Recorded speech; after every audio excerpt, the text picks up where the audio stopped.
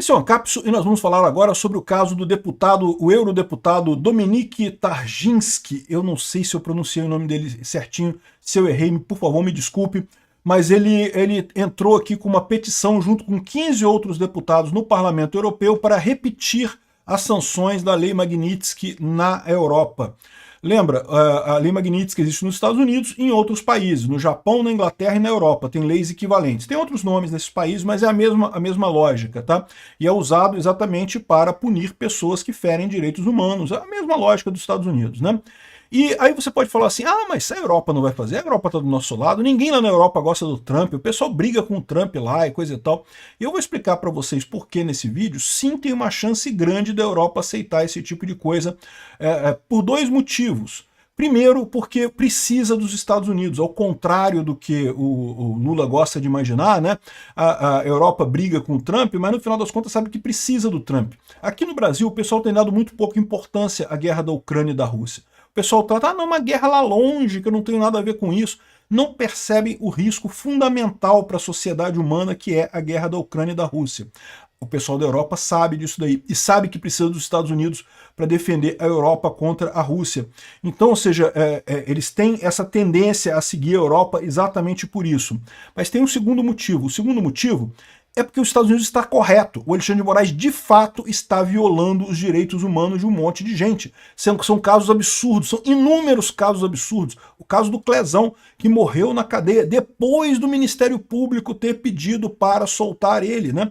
Lembra como é que deveria ser uma relação processual no Brasil acusatória, né? Você tem o promotor, que é o cara que acusa, o advogado de defesa, que defende o cara, e o juiz é a figura isenta que decide qual dos dois que está certo. Agora, me responde um negócio, quando o promotor, que é o cara que acusa, vira e fala assim, tem que soltar esse cara porque ele tem problema de saúde, o que o juiz deveria fazer? Imediatamente soltar o cara, porque né, se o outro cara tá a defesa quer que solte o cara, com certeza. Então se o promotor também não quer manter o cara preso, tem que soltar, não tem que decidir. O que o Xandão fez? Sentou em cima da coisa, porque o Xandão não gosta de bolsonaristas, o Xandão tem um ódio de bolsonaristas de forma genérica. E como o Clezão era um bolsonarista, ele sentou em cima da ordem e segurou o Clezão na cadeia, e o Clezão morreu na cadeia por culpa do Alexandre de Moraes. Então, de qualquer lado que você olhe, o caso do Felipe Martins, tem inúmeros casos que são completamente absurdos nessa história toda da perseguição do Alexandre de Moraes contra o Bolsonaro e contra o bolsonarismo, né? E aí, a Europa não vai querer se meter nesse meio, não vai querer botar a mão nessa cumbuca, né? Por mais que a esquerda europeia esteja achando lindo o Lula bater com o Trump, é lógico que a esquerda está achando lindo, sempre, né? Não gostam do Trump, tá achando lindo isso. Mas a Europa, de forma institucional, não vai embarcar nessa não. Vamos entender esse caso aqui. Essa notícia foi sugerida por Ratão da Vila, representante do Xvideos no Brasil, e várias outras pessoas. Obrigado aí ao pessoal que sugeriu notícias lá no nosso site, no visãolibertaria.com. E obrigado a você que está assistindo o nosso vídeo. Se você gosta do nosso conteúdo, por favor, deixe o seu like e se inscreva aqui no canal, né? Aqui, então, o Dominik Tarczynski, que é um deputado europeu, né, um eurodeputado. Lembra, como é que funciona na Europa? Cada país tem o seu parlamento, tem o seu congresso e coisa e tal. E, além disso, você tem o parlamento da União Europeia, que são deputados eleitos por cada país.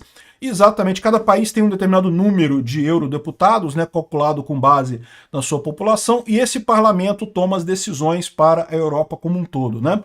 Então ele é um dos parlamentares da Polônia. A Polônia, como a maior parte dos países da antiga cortina de ferro, né, do leste europeu, são países totalmente de direita, não tem esquerda nesse país. A Ucrânia não tem esquerda na Ucrânia. Quer dizer, até tem, tá? Tem o Partido Comunista da Ucrânia, mas ganha merreca nas eleições. Ninguém vota nesse pessoal.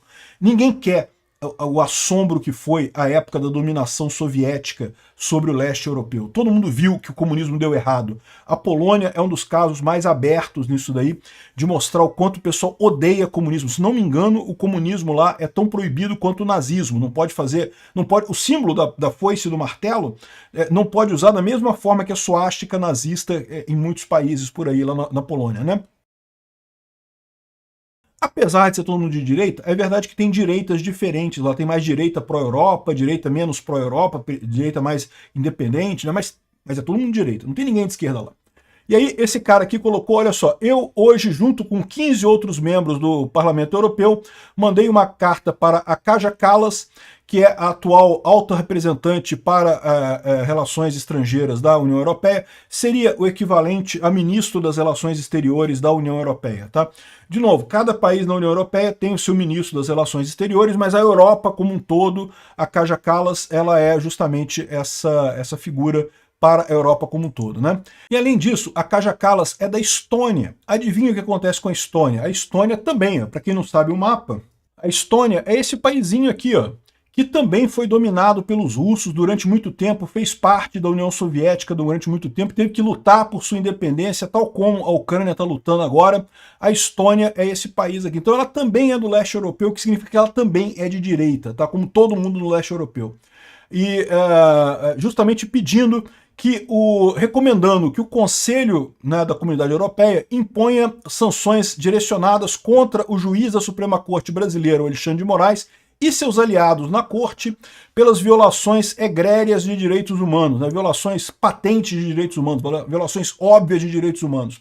A Europa não pode ficar parada enquanto o Alexandre de Moraes continua a usar o sistema judicial brasileiro como uma arma contra seus oponentes políticos e abertamente violar direitos humanos do povo brasileiro. Nós agradecemos ao Donald Trump por impor sanções a Moraes hoje e pedimos que a Europa rapidamente siga adiante nesse ponto, né? Então, bacana, o cara tá fazendo o correto, tá aqui a carta dele. E muito interessante esse negócio, e tem muitas evidências disso aqui. Ele bota aqui um monte de jornais, de matérias de jornais que saíram principalmente no exterior, ressaltando o absurdo que é a posição do Alexandre de Moraes, né? E lembra, tá aqui, ó, Eduardo Bolsonaro agradeceu ele aqui, né, por essa ação e coisa e tal. Enfim, e aí muita gente pode pensar assim, não, mas a Europa não vai fazer isso, a Europa não tá nem aí para esse caso e coisa e tal. E, de fato, é um pouco mais difícil a Europa fazer isso do que os Estados Unidos fazer isso. Por quê? Porque o Trump vê o caso do Bolsonaro pessoalmente. O Trump entende que o que estão fazendo com o Bolsonaro é o que fizeram com ele. E mais do que isso, se deixar a esquerda criar perna nesse negócio de usar a justiça para impedir o oponente político, eles vão acabar fazendo com a direita lá nos Estados Unidos também, mais dia menos dia.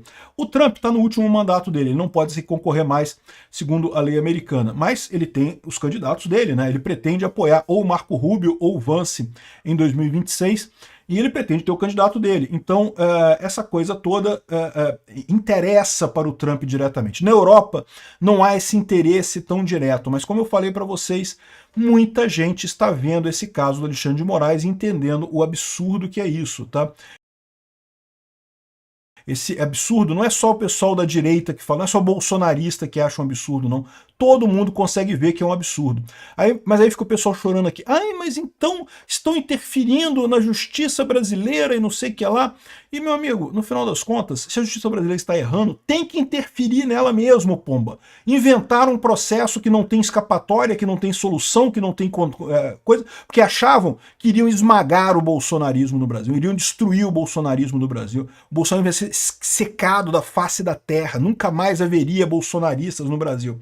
Se enganaram redondamente. Ao contrário, o que eles fizeram, eu vou dar uma dica para vocês, tá? O que eles fizeram foi garantir que o bolsonarismo vai durar décadas no Brasil, décadas. Vai ir muito além do Bolsonaro em si. O Eduardo Bolsonaro já está pronto, meu amigo. Já virou o sucessor do Bolsonaro nessa história. Então, eu não sei como é que vai ser o processo lá na União Europeia. Se vai demorar muito tempo, se vai ser rápido. Mas não ache que tá ganho isso não, tá? O pessoal do Lula tem essa visão de que não, que a Europa vai ficar do nosso lado. Olha só o que escreveu esse cara aqui, ó. O Rui Tavares, historiador, deputado na Assembleia da República de Portugal, ou seja, esquerdista europeu. A Europa tem que se afastar do caos trumpista e optar por autonomia estratégica. Diz que não, que a Europa não pode brigar com o Trump. Qual que é a idiotice desse cara? A idiotice desse cara é que a Europa não tem escolha, meu amigo. A Europa não tem escolha. A Europa precisa dos Estados Unidos para se proteger da Rússia, precisa dos Estados Unidos economicamente e militarmente por conta disso. Então não tem alternativa.